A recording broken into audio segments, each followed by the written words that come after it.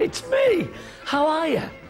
Oh boy, does that T-shirt bring back memories. Oh, we did 500 episodes of Blankety Blanks. Can you believe that? 500 over 2 years. And I think I did every gag I've ever known in my whole life. And so many people come up to me and say, how did Dick happen? What, you know, how did you come by Dick?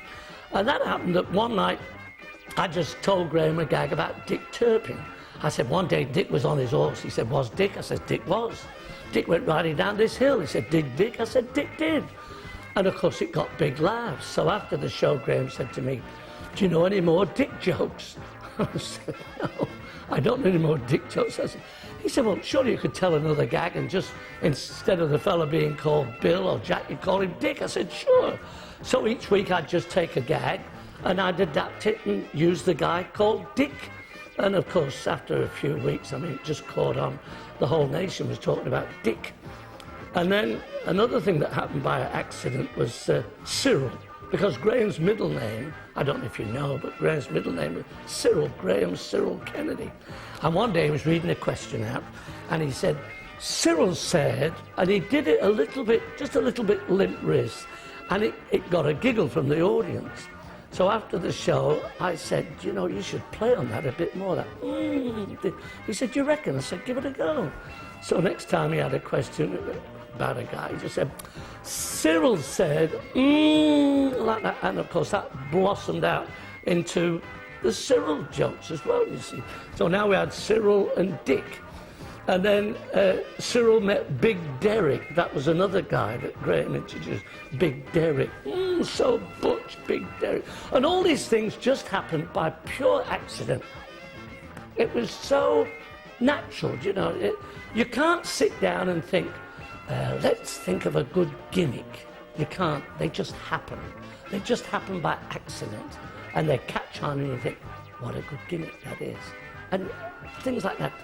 And as far as funny experiences, before you watch these episodes, which I know you're going to love, as far as funny experiences are concerned, there are a million come to mind.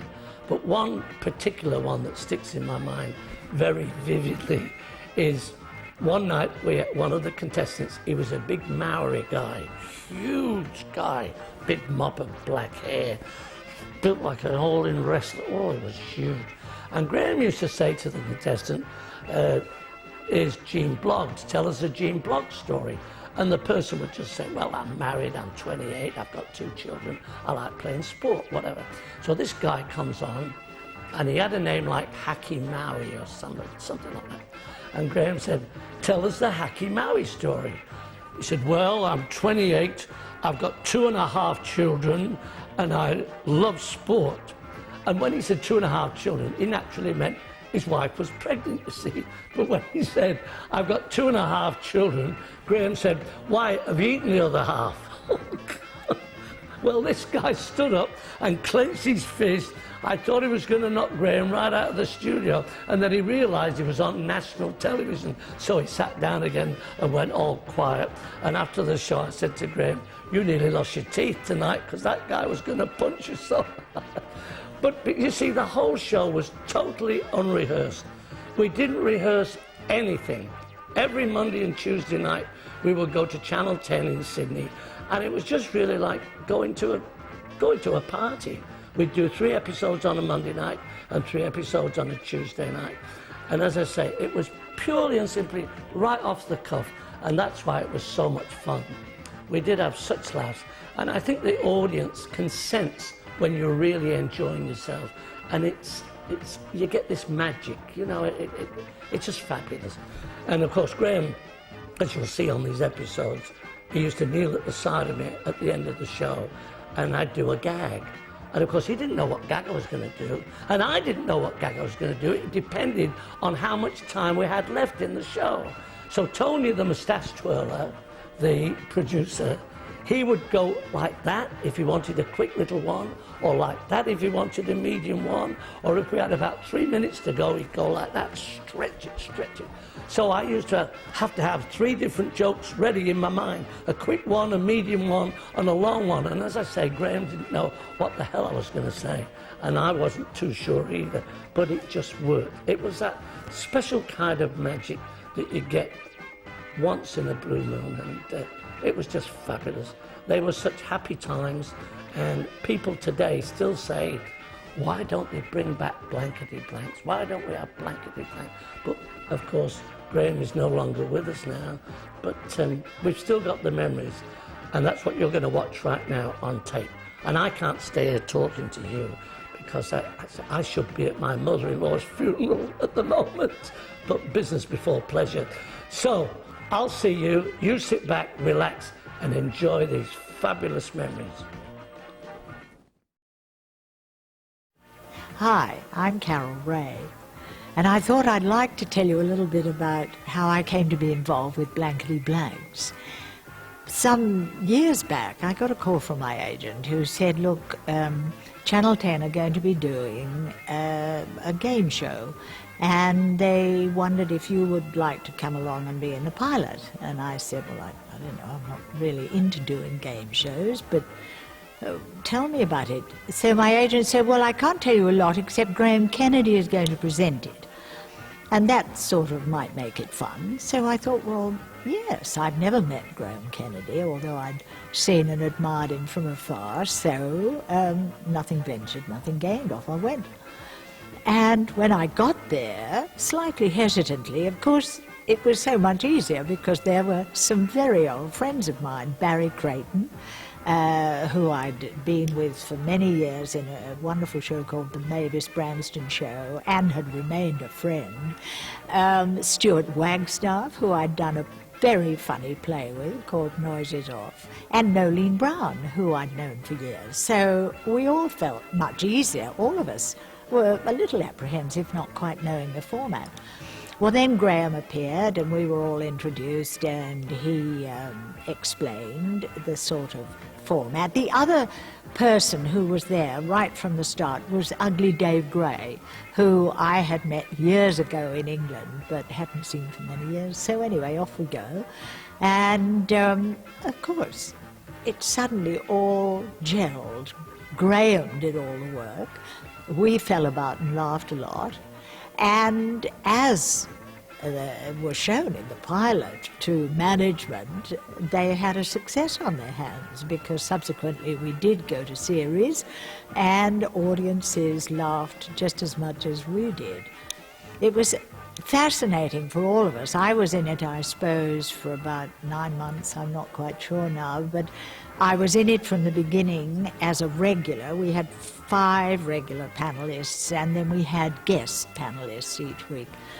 And I had to leave eventually because I was in a play at the time with Douglas Fairbanks Jr. and we went interstate, so I couldn't continue. But the success has just been amazing, and quite recently my husband and I, we've now just come back to live in Sydney, but we have been up in the country. And I went shopping one day about, 6 months ago, and somebody said, oh, Carol, saw you on the telly last night. And I said, well, I wasn't on the telly last night. Yes, they said, you're in Blankety Blanks. And I said, but that was years ago. And they said, no, it's on again, and we love it. And of course, that is the secret of the show. A huge amount due to Graham Kennedy, who, I mean, let's face it, was absolutely unique. A very quiet man. You'd see him going down the corridors at Channel 10 prior to going to air. Quiet, obviously thinking out things he was going to say and do. And then we'd get in the studio and he would just light up. Something happened to Graham when the lights went on and the audience was there, and he was just wonderful to work with. And it's sad that we've lost him, but of course as long as we can see things he's done on television, well, we'll all be able to enjoy him forever. So now maybe you'd like to sit back and enjoy this episode of Blankety Blanks. Hello there, I'm John Paul Young, and I've got some memories of Blankety Blanks. But there's really only one that involves Graham himself, because he was a guy who kept to himself largely. He used to have a drink in the dressing room with one or two of the other members of Blankety Blanks, but he very rarely made it into the green room. And on this one occasion when he did turn up at the green room for an after-show drink, Ugly Dave Gray was doing his, what he'd call his juggling act, where he'd go into the little kitchen servery off the green room and start humming Hava Nagila and come out with a plate full of savouries or chips or something. And at the special moment would throw them all up in the air and then just turn his back on it and walk away and make a hell of a mess. And so the floor was absolutely littered with junk, with biscuits and chips and savouries and little bits of this and that. And we were all in absolute hysterics. And Graham said to Stuart Wagstaff, "Why don't you go and get the boss?" I saw him, he's still in his office. This was about 8:30 at night. He said, "He's still in his office, go and get him and tell him to come in and have a look at the mess that Dave has made of his boardroom." And Stuart thought that was a great idea, so he tiptoed off to get the boss. And as soon as he left the room, Graham said to everybody else that was left there, "Quick, clean up." And so we all did, and we just cleaned the place up, and it was like a brand new pin, just in time for Stuart to walk back in with the boss and say, "Look at the mess they've made of your..." And there was no mess. And again, we all roared with laughter, but that's the sort of impish man that Graham was. He always had a gleam in his eye, and he'll be sadly missed. So stay tuned. Here's another one of those episodes of Blankety Blanks for your enjoyment. When we started the show, it really wasn't going too well. And after about 3 weeks, because we were playing the game just for the game and having not too much fun, and Graham called me in his dressing room. We used to have lots of little powwows, Graham and I, in his dressing room. And this particular night, he called me in his dressing room and he said, "Dave, what do you reckon? Like, you know, the ratings are not crash out, and, you know, what do you think we're doing wrong?" I said, "Do you want my honest opinion?" He said, "Yeah, that's why I'm asking you." I said, "I think we're concentrating too much on the game and not having enough fun." He said, "What do you mean?" I said, "I think we should have more fun and let the game be secondary. Even though people have watched it for the game, let them watch for the fun we're going to have and let the game take care of itself." And from that day, we started messing around a lot more and throwing a lot more gags in, and it just went woof right through the roof. I mean, it was really outrageous at times, over the top, but because of it, funny. Well, Kennedy made fun of everything. He made fun of the contestants, he made fun of us, he made fun of himself, he made fun of television. He refused to take anything seriously. I think that was the magic of the man. He found humour in every situation that he was presented with. He was absolutely irresistible because he was very naughty, and whilst he was a very quiet, introverted man out of the studio, on camera, in the studio, working, he was lit up, and you couldn't but respond to him. I mean, he'd come up and say something really naughty, rude, you know, and what could you do except laugh a lot and respond? Graham was a different person on camera. He let it all hang out and did anything, and yet he was a very private person off camera, and he only had a small circle of friends, which I'm happy to say I was one, and he was exceptionally private. You'd never see him until you were on set, and he'd come walking out, and you'd see as much of him as the home audience were seeing, and so you really only knew that persona that was in front of the camera. Funny thing about Graham, before the show each night, his palms would sweat. He'd say, "Look at this, Dave, sweaty palm." I said, "After all the shows you've done?" He said, "Yeah." He said, "I'll be right when I get my first laugh." And he'd walk on, and the moment he got his first laugh, which was in 20 seconds, it was fine. But before he went on, he was really nervous. And you wouldn't think a man that had done so many TV shows could be nervous, you know. Whatever he said, however naughty or near the bone, he did it with charm and a lightness. He didn't make it horrid. You ended up having to laugh because he wasn't making even the rude things he said unpleasant. He just seemed to have that happy knack of being able to get away with it, and he knew just when to pull up. And he had a great partner in crime with Dave Gray, and Dave, I think they'd get together before the show and work out how far they could go with these things. I mean, I think that's the beauty of Graham. It always seemed as if it was unrehearsed, but in actual fact it was always worked out right down to the mark. I think if Graham had an idea about something he wanted to find, once the slot came up inadvertently where he could use a particular joke, he would prepare somebody for it. But as far as I know, he never did that with the females. He certainly might have occasionally with Stuart, but it was more with Ugly Dave, because I think they were on the same wavelength. And when you fly a show like that, Graham would have had to feel enormously confident that he was working with another comedic mind that would always come back. He wouldn't be left hanging, you know, because the gag didn't work. We could read each other like a book. I almost knew what he was going to say, or roughly, and he almost knew what I was going to. We just read each other like a book, and it just gelled. It was a special magic that you get once in a lifetime. There'll never be another, you know, Graham.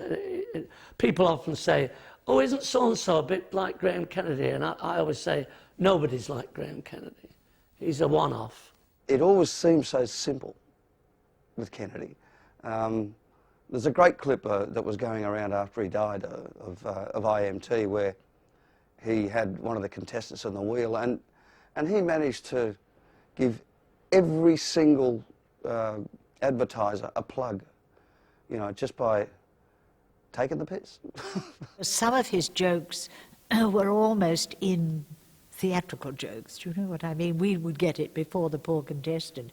And in any case, contestants are nervous on those shows. Any game show you see, the poor contestants, you know, I've never been in a studio before and then confronted with people like Graham who'd say outrageous things. It wasn't a bit politically correct, you know. I mean, nowadays you can't even do Irish jokes on TV, so I got over that by saying, did you hear about the two West Indians walking down the street called Pat and Mick? Of course, they can't touch you when you say that. But no, and of course you can't smoke now.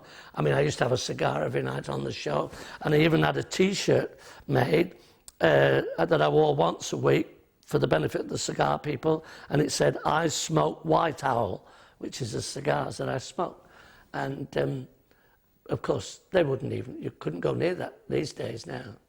His ad-lib ability was stupendous. But there was this high camp attitude, and that's funny. Even though a lot of the public really didn't know it, they were actually used to seeing that anyway, because a lot of the performers on TV came from the theatrical world, and whether they were gay or not, or whether they were camp or not, it really doesn't come into it. They always had that theatrical flair. Graham played on the gay bit an awful lot, and in fact we just got away with murder, and it was at 7 o'clock at night, would you believe, back in 1977, 78, and Graham got a letter one day from, I think it was Wollongong Boys High School, somewhere down there, and it read roughly, the gist of the letter was, I think your show is disgusting. I've forbidden all my 900 students, they must not watch it, and you know, it shouldn't be allowed on television, let alone at 7 o'clock. It shouldn't be on at all. And of course what Graham did, he read it out on the show. Well, the ratings went even higher then, you know, because there's no such thing as bad publicity. Any publicity is good publicity. And everybody's like, what are we missing? What are we missing? Dick jokes were nothing new as far as the public went, but on TV they were new. So I think that was where, you know, Graham just had that irrepressible charm. You know, he was able to get away with doing things like that. You know, people would, you know, I used to be a factory worker, so I mean, dick jokes were very mild indeed. But just when Kennedy said things like that on TV, he just turned them into a more risque thing than they probably even were. They even put bleeps in where there was no bad language, just so as people at home say, I wonder what he said. Because people would say, what did you say last night when they bleeped you? I said, I just said, about. No, come on, what did you... I said, really? I did, you know. But they'd sling a bleep in, so as people would say, at home would say, oh, I wonder what he said then. I think that everybody knew the boundaries. I mean, all the people in it were very experienced. And I don't think they'd have done a lot of editing. They might have had to do one or two things, because those ad-lib things always have a danger to them. The producer of the show, Tony Connolly, was a great character as well, and he would just laugh, and probably the loudest laugh you can hear on the show in the background is Tony Connolly. He just really enjoyed Graham's work, you know, so he would let Graham get away with anything, basically, and so he was the soundboard, and he was quite willing to let anything fly. One night, somebody did something, I can't remember what it was, and I just stood up and went, ooh, that'll be cut out, and it got a laugh. So next show, somebody did something, I went like that, and that caught on with people. All these things just happened by accident, and they just caught on. It was like a game, you know, the whole thing. It wasn't like working. I mean, it wasn't like ordinary television or film where you go in and, you know, get your script and look at your lines and do all that. I mean, you just got there and waited for the party to begin, which it did. The ratings were incredible. We were in the low 40s, and to give you an idea what a good rating that is, we were being watched at 7 o'clock by more people than all the other 3 channels put together. It was incredible, really, the ratings. Well, after all, it was Graham Kennedy, and so it's no surprise that the audience was that big. We hadn't seen Graham on TV for a few years, and I think initially a lot of people just tuned in just to see if he was still as good as he used to be, and he was even better. We dropped down into the 30s, which are still fantastic. I mean, even a rating of 22 or 24 is considered terrific.